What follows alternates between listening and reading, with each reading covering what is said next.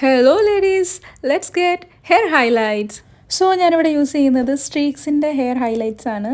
Shade വന്നിട്ട് soft blend ആണ്. ഇനി ബോക്സിൽ എന്താ വരുന്നതെന്ന് നോക്കാം. 80 ml ഡെവലപ്പർ ബോട്ടിൽ, അതിന് കൂടെ തന്നെ ഹെയർ റോൾ ചെയ്യാനായിട്ട് അലൂമിനിയം ഫോയിലിൻ്റെ റോൾ ഉണ്ടായിരുന്നു. 2 packets of blender powder, mix ചെയ്യാനായിട്ട് അപ്ലൈ ചെയ്യാനായിട്ടും ബ്രഷ്, കൂടാതെ ഹാൻഡ് പ്രൊട്ടക്ഷന് വേണ്ടിയിട്ട് ഹാൻഡ് കവേഴ്സ് ഉണ്ടായിരുന്നു. നെക്സ്റ്റ് ബോക്സിൽ വന്നിട്ട് ചെറിയൊരു tube conditioner, colour and tube, again വന്നിട്ട് 40 ml ഡെവലപ്പർ ബോട്ടിൽ. സോ ഇത്രയൊക്കെയായിരുന്നു ബോക്സിലുണ്ടായിരുന്നത്. Let's prepare for the colour.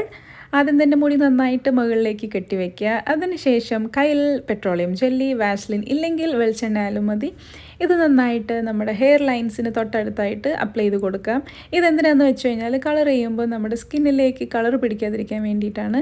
So നന്നായിട്ട് ചെവിയിലും കഴുത്തിലും നെറ്റിയിലൊക്കെ അപ്ലൈ ചെയ്തതിന് ശേഷം ബ്ലെൻഡർ പൗഡറും 80 ml വരുന്ന ഡെവലപ്പറും നന്നായിട്ട് മിക്സ് ചെയ്യാം. അതിന് മുന്നായിട്ട് നമുക്ക് തന്നിട്ടുള്ള ഗ്ലൗസ് ഇടാനായിട്ട് മറക്കരുത്. So safety first. ഒരു പ്ലാസ്റ്റിക് കണ്ടെയ്നർ എടുക്കുക, 2 പാക്കറ്റ്സ് ഓഫ് ബ്ലെൻഡർ പൗഡർ, അതിന് കൂടെ തന്നെ 80 ml ഡെവലപ്പർ, മിക്സ്.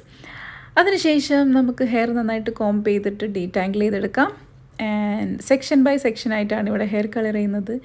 ഇനി നിങ്ങളുടെ ഇഷ്ടത്തിനാണ് ഹൈലൈറ്റ്സ് ചെയ്യാൻ പോകുന്നത്. കംപ്ലീറ്റ് ഹെയറിൽ വേണമെന്നുണ്ടെങ്കിൽ അങ്ങനെ ചെയ്യാം. ഇല്ല എന്നെപ്പോലെ കുറച്ച് ഹെയറിൽ കളർ വേണം, ബാക്കി ഹെയർ എല്ലാം നാച്ചുറൽ കളർ തന്നെ ആയിരിക്കണം എന്നുണ്ടെങ്കിൽ ഇതുപോലെ സെക്ഷൻ ബൈ സെക്ഷനായിട്ട് ഗ്യാപ്പ് വിട്ടിട്ട് ഹെയർ സ്ട്രാൻഡ്സ് സെപ്പറേറ്റ് ചെയ്യാം.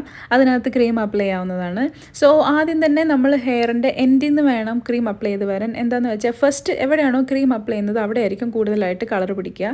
എനിക്ക് ആവേശം ഒരല്പം കൂടിപ്പോയതുകൊണ്ടുതന്നെ ഞാൻ ഹെയർ റൂട്ടിൽ നിന്നാണ് സ്റ്റാർട്ട് ചെയ്ത് പോയത്. എപ്പോഴും നമ്മൾ സ്കാൽപ്പിൽ നിന്ന് അറ്റ്ലീസ്റ്റ് 1 ഇഞ്ച് ഗ്യാപ്പ് വിട്ടിട്ട് വേണം ക്രീംസ് അപ്ലൈ ചെയ്യാനായിട്ട്. ഒരു കാരണവശാലും സ്കാൽപ്പിൽ കളർ ചെയ്യാൻ പാടില്ല.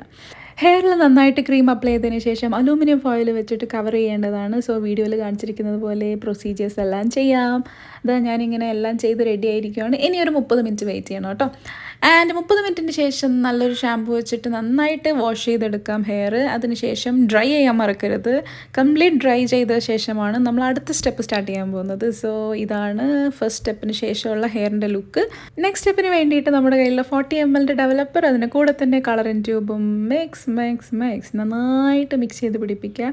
അതിനുശേഷം നമ്മുടെ ഏത് ഹെയറിലാണോ ബ്ലീച്ച് ആയിട്ടുള്ളത് ആ ഹെയർ മാത്രം സെപ്പറേറ്റ് ചെയ്ത് വെക്കുക. ബാക്കി ബ്ലാക്ക് ഹെയർ അങ്ങനെ ലീവ് ചെയ്യുക. വീണ്ടും സെയിം പ്രൊസീജിയർ റിപ്പീറ്റ് ആണ്. സോ അതിനുശേഷം 30 മിനിറ്റ്സ് വെയിറ്റ് ചെയ്യുന്നു. നമ്മൾ തന്നിരിക്കുന്ന ഷാമ്പൂ ആൻഡ് കണ്ടീഷണർ വെച്ചിട്ട് ഹെയർ വാഷ് ചെയ്യുന്നു. ഫൈനൽ ലുക്കാണ് ഇത് വരുന്നത്.